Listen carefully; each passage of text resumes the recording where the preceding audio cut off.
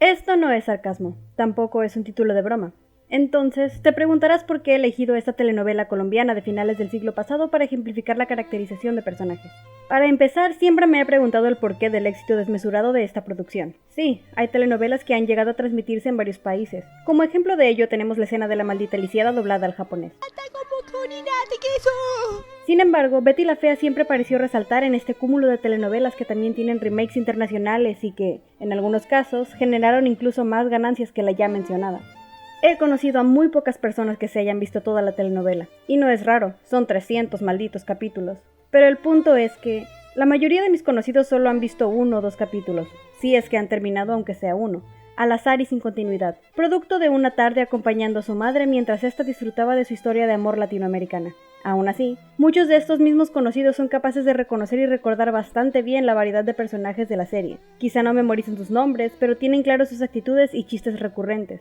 Me aclararé, no estoy diciendo que Betty la Fea sea un ejemplo en cuanto a tener buenos personajes. Son muy simples y muchos no son más que un chiste, pero lo que sí hace exitosamente es presentar personajes que se quedan con la audiencia. Incluso los de menor afectación a la historia o de limitado tiempo en pantalla producen una reacción y con esto una impresión que se queda. Es fácil decir que una serie de intenciones más serias o de una ejecución magistral tiene una buena caracterización, pero creo que es más claro observar la influencia de este apartado cuando este aspecto eleva una obra que no es la gran cosa. Me aclararé de nuevo, tampoco es que la caracterización acá sea llevada a un punto excelso, pero como la intención es hablar de su importancia, efecto y ejemplos sencillos, funciona. Vean esto como las ventajas de una caracterización efectiva. Y sí, daré ejemplos de otras cosas, pero Betty la Fea era la que más chistosa quedaba en el título. Entonces, para comenzar, ¿qué es caracterización? Caracterizar es dotar de detalles, dar información del personaje, definirlo ya sea con su aspecto, sus diálogos o sus acciones.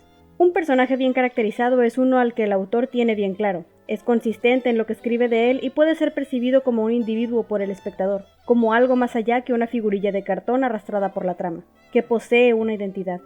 En este punto el personaje no necesita ser profundo ni nada, pero una buena caracterización es la base para construir un desarrollo de tu personaje. Entre las ventajas de una buena caracterización tenemos, primeramente, el hecho de que los personajes son diferenciables unos de otros, que las barreras donde uno comienza y termina el otro son claras. Esto es especialmente necesario en series con grandes casts. Una caracterización puede también ayudarnos a distinguir un personaje de otros estereotipos de obras similares. La forma en la que Risa Koizumi se distingue de cualquier otra niña shoujo es porque es su propia persona, con sus hobbies y su personalidad. Adoro a esta chica. Otra ventaja es que te permite crear personajes memorables, unos con los que el espectador puede encariñarse e identificarse y tendrá en mente aún después de haber terminado aquella obra. Aquí es donde creo brilla más Betty la Fea, como he mencionado al inicio. Puedo ver claramente a todas esas señoras diciendo que aman el chisme o que no pueden respetar una dieta como Berta, que tienen una hija descarriada e irresponsable como Aura María, que se quejan de su marido como Sofía, tienen una amiga que sabe leer las cartas como Mariana o que todos tenemos una abuelita como Inesita. Teniendo un cast de personajes bien establecidos y diferenciados, se pueden construir dinámicas interesantes y únicas, construyendo un ambiente que el espectador puede percibir como algo familiar en la obra, parte de su esencia. Aquí meteré de nuevo a la Fea, pues crea un ambiente propio tanto en los espacios de Ecomoda como en la casa de Betty, y los personajes tienen tratos específicos y rutinarios para ciertos individuos, definiendo su relación y denotando un momento importante cuando esta costumbre se interrumpe. Un personaje bien caracterizado genera una reacción. Bueno, un personaje genérico nos aburre y esa es nuestra reacción, pero podemos generar una reacción intencional, si queremos que este personaje cause miedo, que sea imponente, amigable o irritante. Se puede caracterizar un personaje de distintas formas dependiendo del medio en que estés, pero como nos centraremos en los medios audiovisuales, los ejemplos serán de eso. En literatura se hace la división entre la caracterización directa y la caracterización indirecta, siendo la primera una descripción del aspecto y personalidad del personaje mediante la narración del texto. La caracterización indirecta es, en cambio, los detalles del personaje que se dejan entrever con sus acciones o diálogos. Un ejemplo de estas acciones definiendo un personaje podemos encontrarla en Avatar. Sí, es un ejemplo de animación, pero el principio se aplica igual a como se haría en un libro. Zuko, el príncipe desterrado a quien hemos visto perseguir a nuestros héroes, enfrenta al general Zhao en un Agni Kai, y al escuchar las enseñanzas de su tío, obtiene la victoria y a pesar de su ira, decide perdonar la vida del general Zhao. Sin embargo, este, siendo un poderoso oficial del ejército, decide atacar por la espalda a un joven desterrado. Sin la necesidad del posterior diálogo del tío Airo, explicando la situación, entendemos quién es el poseedor del verdadero honor. Este combate narrado tal cual en un libro sería la exposición indirecta, mientras que la forma directa de dar esta información sobre los personajes sería algo como: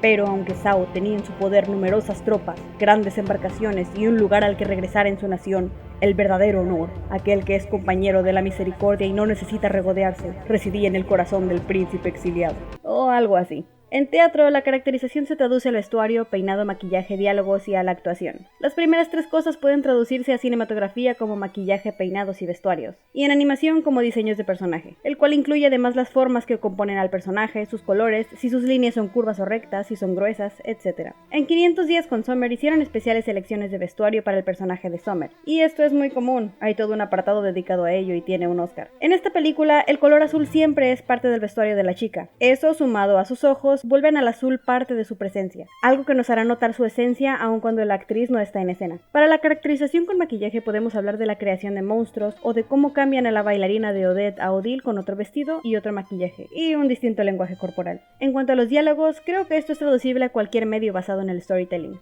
Como un ejemplo de diálogo para caracterizar, tenemos a nuestra queridísima Patricia Fernández con lo de los 6 semestres de finanzas en la San Marino, frase que la rubia levanta como bandera a la más mínima oportunidad, la cual sirve para resaltar su incompetencia, su presunción y su clasismo, y para irritarnos.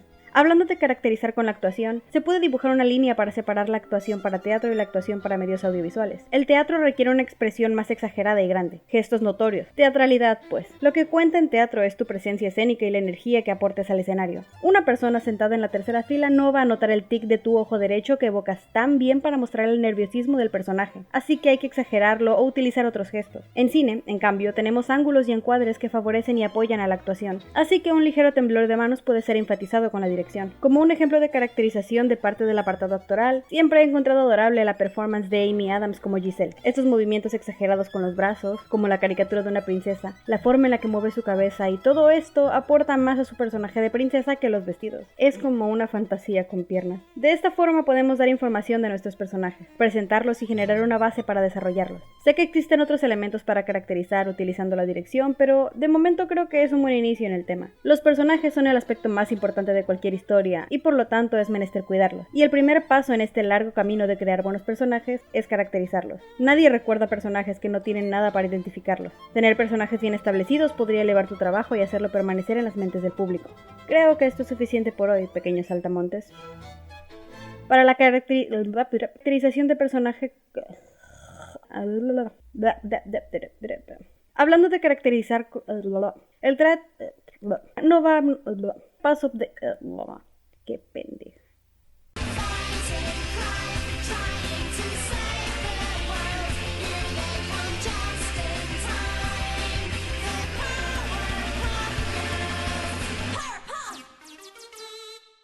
Oh my wa!